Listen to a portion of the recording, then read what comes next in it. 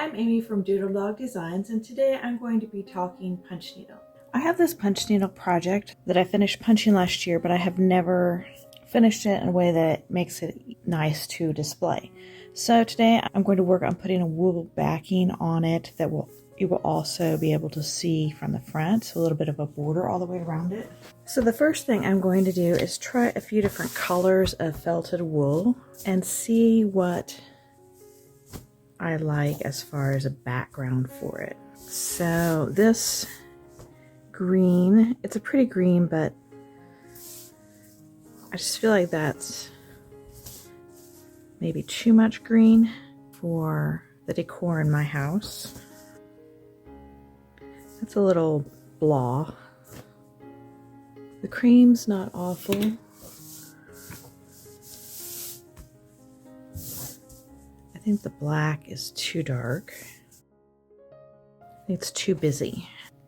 The brown's not bad. I like that blue pretty well. I've narrowed it down to the blue, the brown, and the cream, so I'm going to put it on top of all three of those so I can compare. I think the cream is also too blah. I think I like the brown or the blue better. I think I'm going to go with the blue. It looks more springy, Eastery. I think that'll be a nice color for it. So I want to measure my finished project, and it is right about 5 inches by 4 1/4. And then I want the wool to just be a little bit of a border around, not a huge border, maybe about that much, which is about 1/4 of an inch. But I'm going to fold it over, so I need twice that much on all sides. So I'll need a 1/2 inch here, 1/2 inch here, so 1 inch on each side then. Let's see how that works. If I have a 1/2 inch,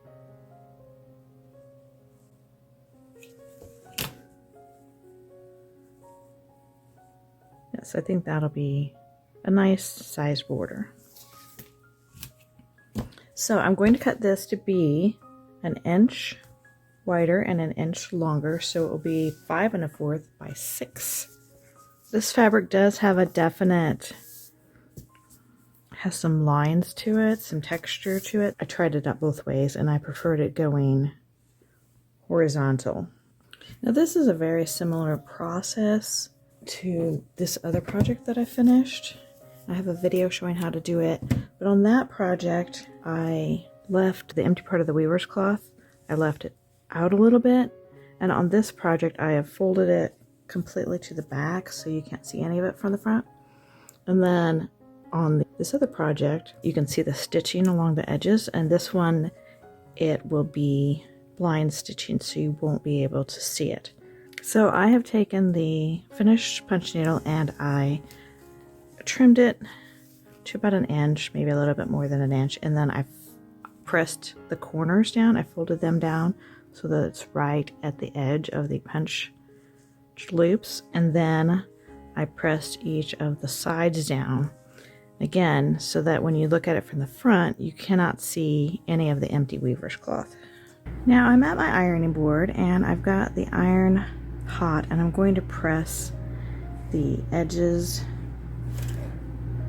of the wool over 1/4 of an inch.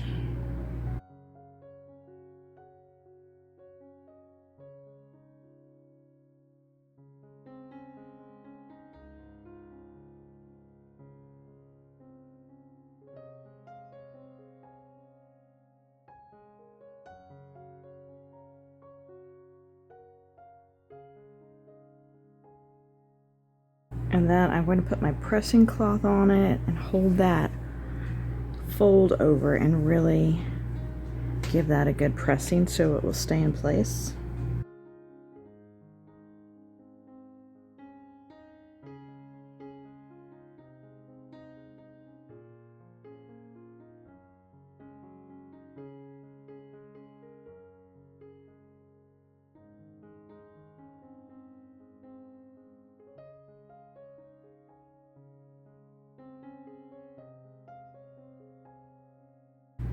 I'll do the same thing on the top. Now, to make the sides fold over and not be too bulky at the corners, I'm going to cut out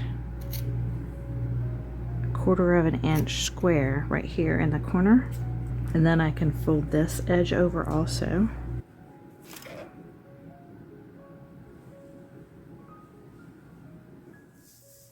It's really hard to get the wool, the felted wool, to stay when you press it, so now I'm going to take some pins and pin it in place the way I want it.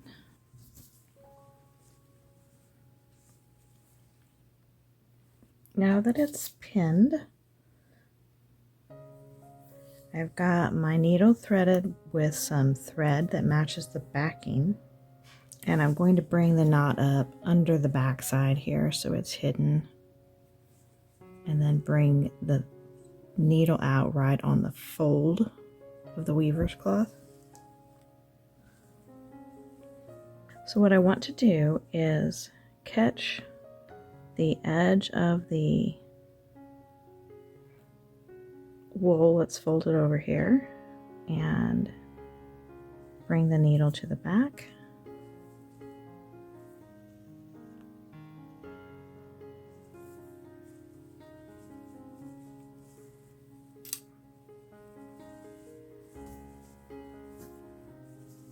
And then I'm going to bring the needle back up really close to where I came out. I don't want a lot of visible thread on the back here. And then I'm going to bring it back up and over a little bit. So I'm going to angle my needle and I'm going to catch the edge of the wool again and the edge, folded over edge of the weaver's cloth.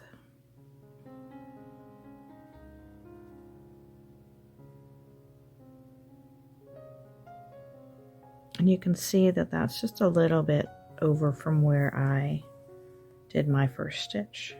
Then I'm going to come back down, and when I come back down here, I can come over a little bit further, maybe a 1/4 of an inch or so, to do my next stitch.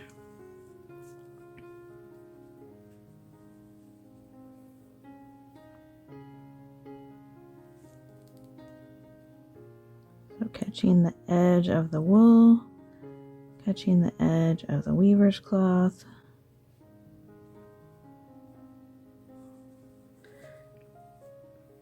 This isn't terribly hard, it's just a little bit cumbersome when you're first getting going because you've got so many pins in.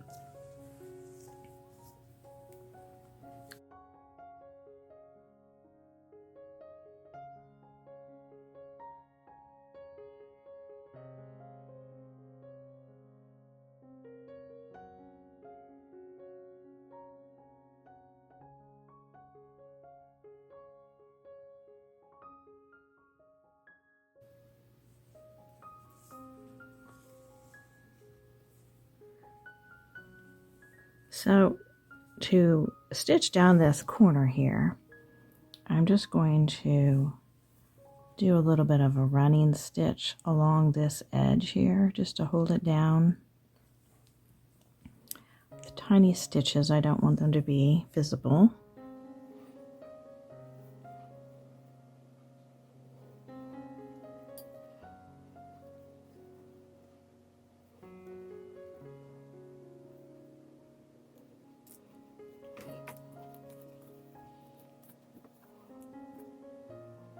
And then 2 reasons I'm going to come back and do the running stitch back, just number 1 to reinforce it, and also because that's where I want my thread to ultimately end up, is back over here. I don't want to have a big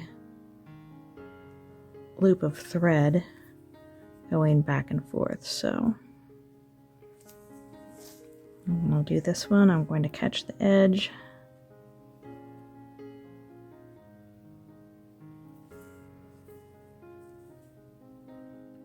Have it all finished now, and I did make a mistake. As I got to each corner, I unpinned it, and then I didn't think about which way was the top of my fold, so I've got it folded down on top here and then over here.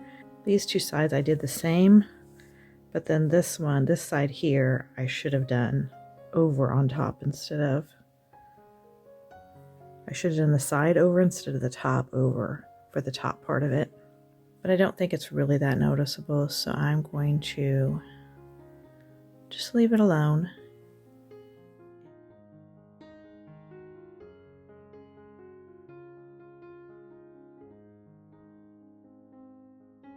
Be sure to click the like button and subscribe below. I'll see you next time. Bye.